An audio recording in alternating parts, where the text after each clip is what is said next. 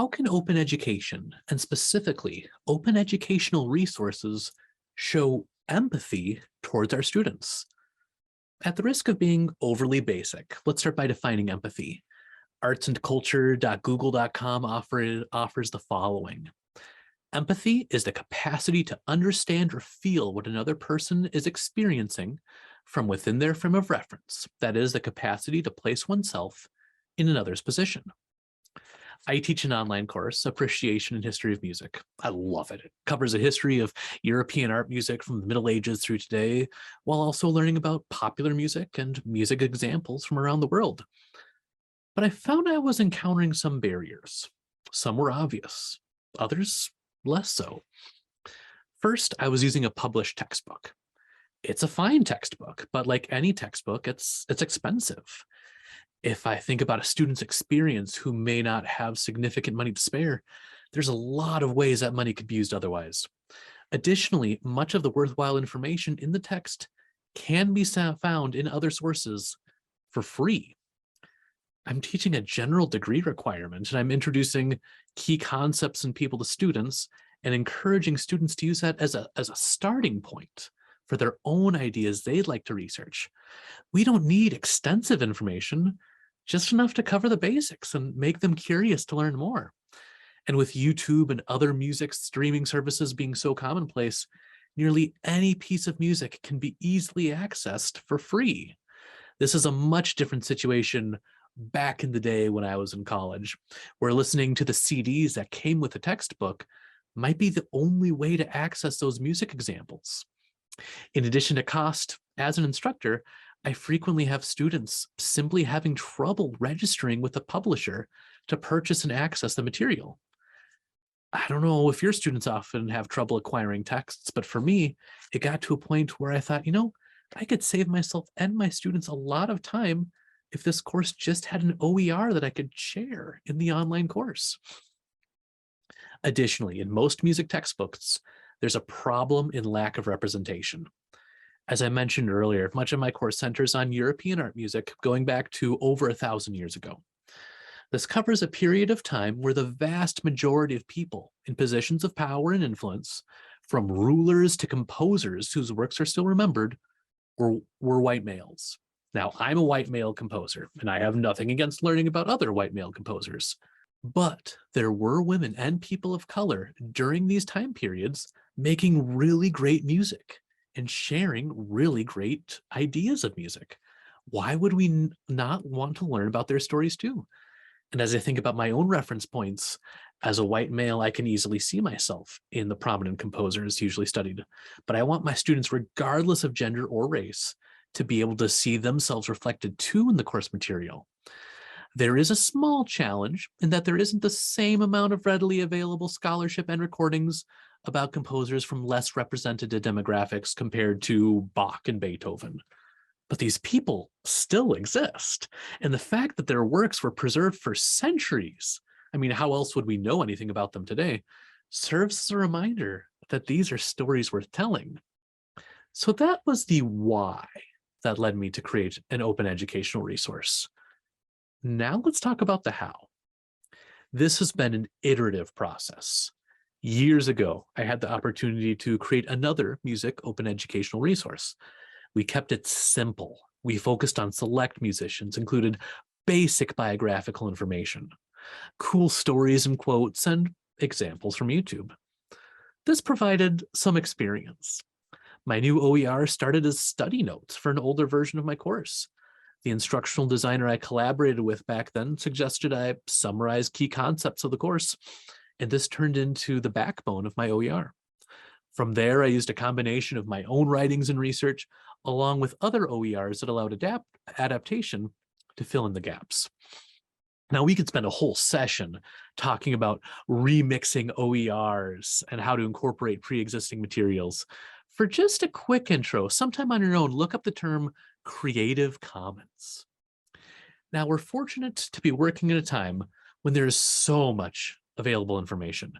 I could do online sources like Baroque women composers or Baroque composers of color and find information from worthwhile sources providing names and information. Additionally, I found out about new to me composers of underrepresented backgrounds in various readings and videos, and over the years, I just kept track of them. From there, all I had to do was go to YouTube to find an example. For a number of composers, I could write a couple of paragraphs and share audio and performances and sometimes images of the composers. Something I was really excited about in the process. I could specifically search YouTube and filter for videos that were shared with a Creative Commons license. Initially, my goal to include listening examples was simply to share links, but with that Creative Commons search feature, I found some great examples that I could legally download and adapt, and from there, give students a downloadable listening list so that they could access it if they weren't on internet using the internet. When it comes to using or creating open educational resources, it's important that we let this be an iterative process. It's absolutely fine to start small, and it's important to acknowledge when you have something that will work, even if it doesn't have everything you want.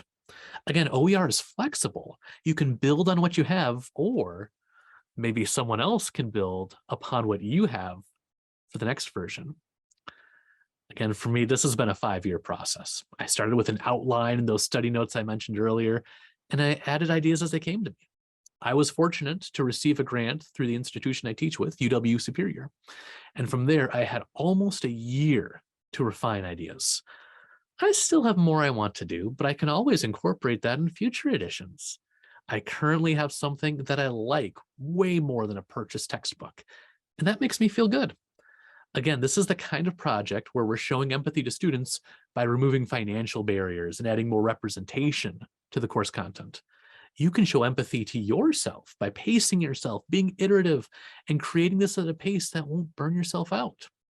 It's okay to dream big, but don't let that stop you from working with a simpler but still effective resource.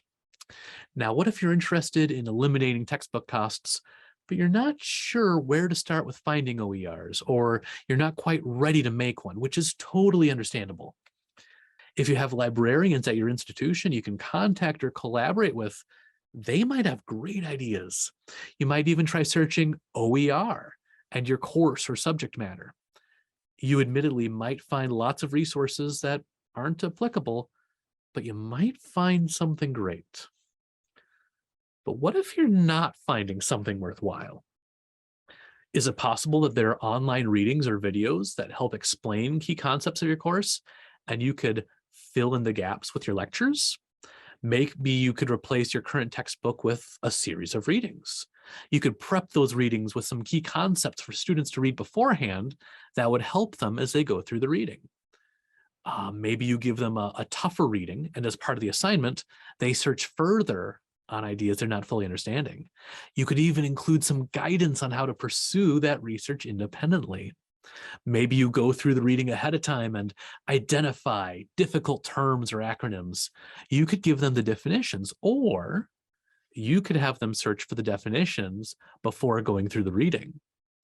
We could spend a whole session talking about how to teach students to research, or perhaps something about inquiry-based learning. If you're curious what my OER currently looks like, please feel free to email me at jrfrazee@wisc.edu. The OER still needs a little bit more review before I share it or publish it too widely, but I'll gladly let you take a look at it. Maybe it will inspire some ideas. I hope this new text will benefit students. At the very least, it will save them a lot of money. And I hope that more students see themselves reflected in the course material, whether we're looking at music from today or music from centuries past. I already mentioned that having an OER will save students and me time with acquiring the text. And beyond that, I have another line on my CV I'm really excited about. I authored People in Music, an Appreciation in History. I got to collaborate with musicians and scholars I admire, asking permission to include their work. As we wrap up, some ideas to consider. If you use a published text, what does it do well? What could it do better? Where could you start to replace it? And again, thinking about that iterative process, what if you needed to keep your current text for one more term? Could you start this term by supplementing it with other sources, and then next term, replace that text with additional supplemental sources? What worthwhile free sources are you aware of? Have you had success with OER? What made it successful? I'd love for this to be the start of a conversation. Please feel free to find me on social media or just share these ideas and questions on your own social media. Let's see where the conversation takes us as we strive for empathy with our students.